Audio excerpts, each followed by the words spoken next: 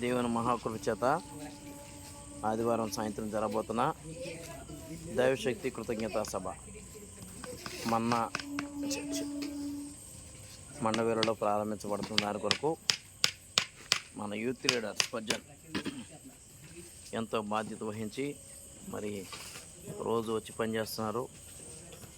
మరి అలాగే మన యూత్ పిల్లలు ఎదిర్య లోకేష్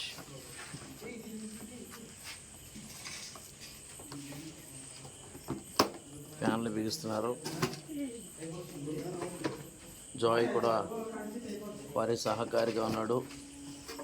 దేవుడు దీవించునుగాక.